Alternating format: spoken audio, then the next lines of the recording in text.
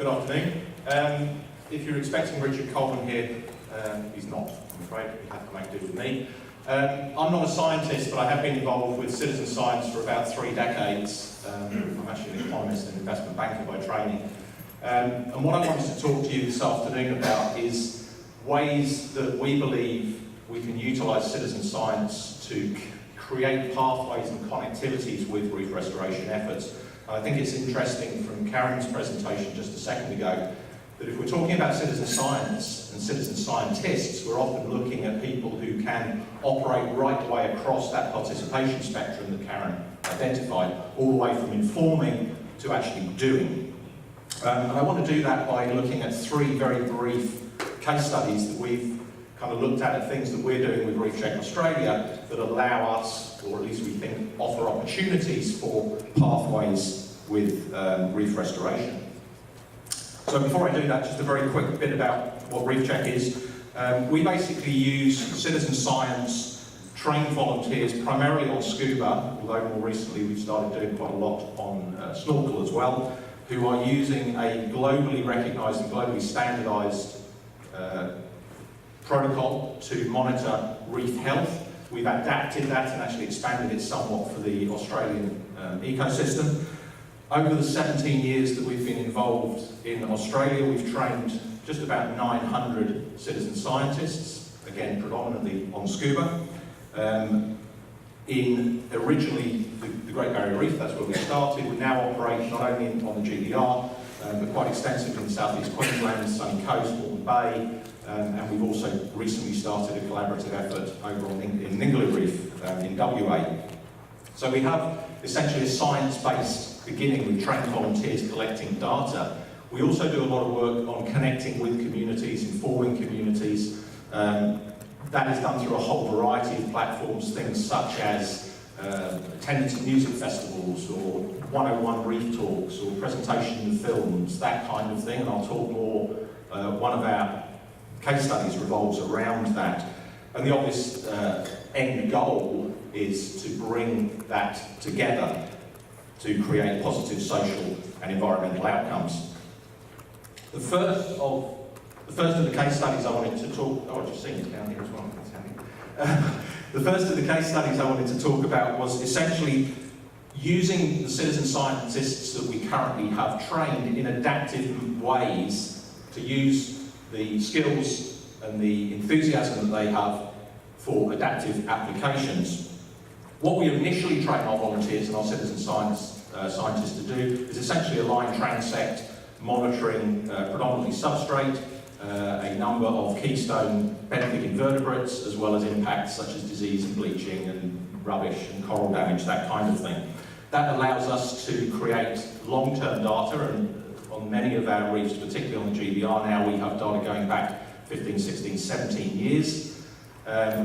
That then allows us, particularly at commercial and community interested sites, to have significant spatial and temporal data sets. The reality is that we're often reliant upon commercial operators to get our dive teams out to sites, and therefore, by definition, most of our, or a lot of our surveying is done at sites that have significant commercial and community values and interests.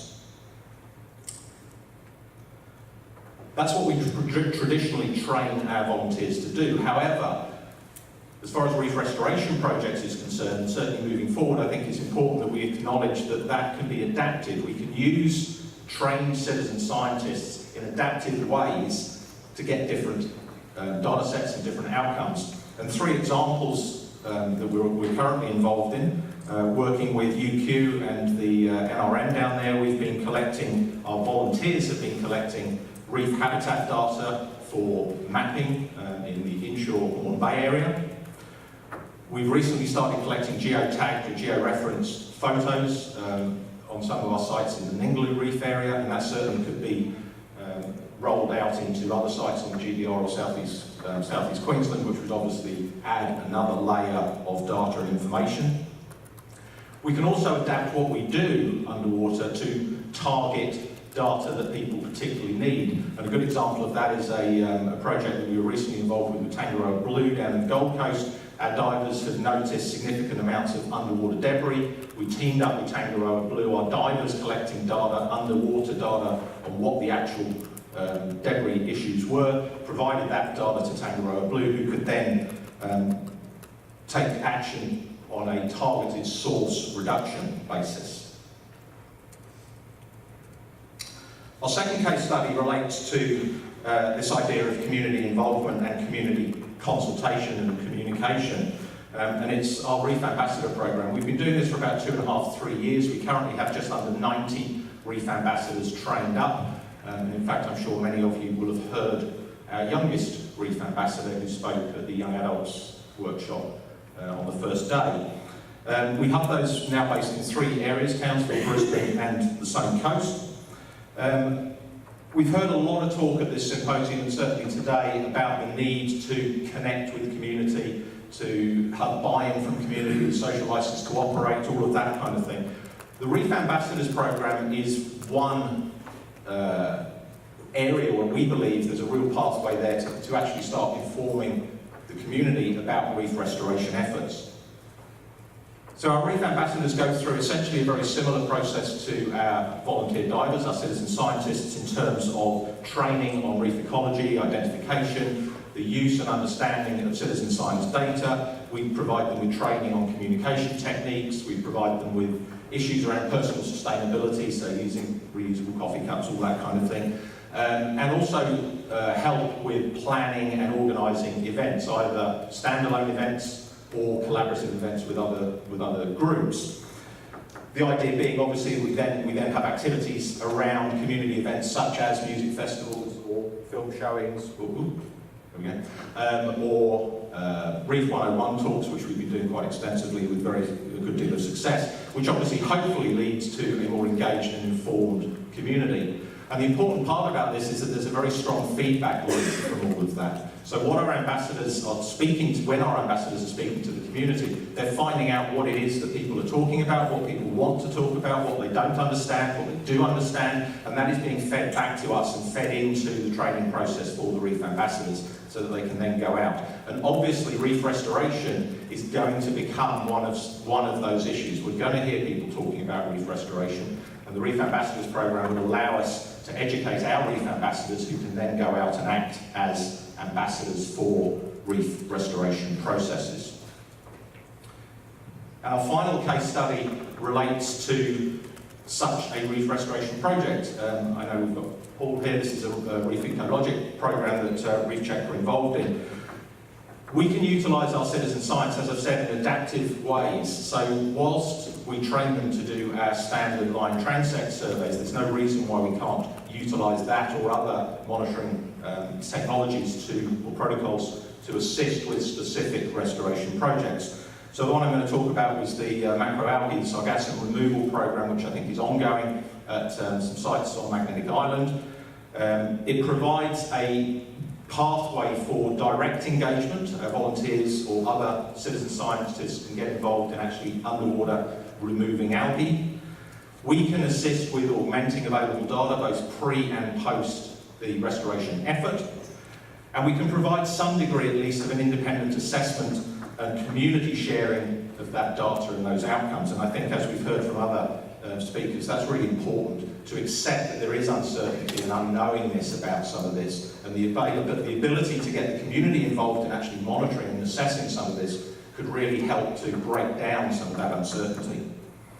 So in particular, it's the Reef Ecologic have piloted this macroalgae removal on Magnetic Island. As I said, we secured funds to provide additional monitoring, and the way we did that, and this again is a good example of the adaptive possibilities with citizen science, is that we utilised an abbreviated Reef Check line survey, line transect survey, but we also utilised Gabrumpa's risk monitoring as well. And we're able, therefore, with citizen scientists trained in both methodologies, to therefore make comparisons about which was the more effective, which one would be better suited to particular outcomes. And I think that's something we need to acknowledge in the assessment process, is that individual reef restoration projects may well require quite targeted and specific and different assessment methodologies. And the ability to use trained, dedicated, passionate citizen scientists to to do some of that work for us not only brings in the community, but allows for significant upskilling, if you like, of those citizen scientists. So I'm going to wrap up in time, hopefully. So from our perspective, and this is not specific to Reef Check, but I think this applies to any citizen scientist group, I think there's real opportunities, at least on 3 levels, where we can develop pathways between citizen science and reef restoration efforts.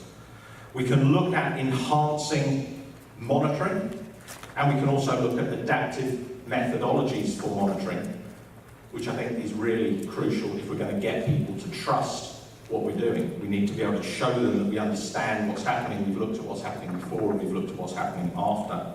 A real possibility to engage through those citizen science networks, through things like Reef Ambassadors, to the community, to talk to them, to find out what their concerns are, and to feed that back to reef restoration projects, or indeed back to our ambassadors.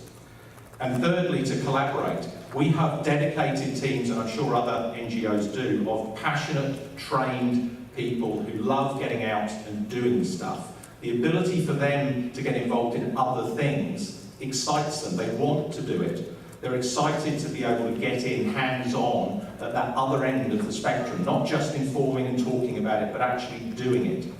And the ability to tap into a large network of trained and dedicated citizen scientists, I think, is something that hopefully will mean that the reef restoration efforts that you're all involved with can really be a great deal more successful in terms of getting that community buy-in, that social license to operate. And with that, I will finish. Thank you very much.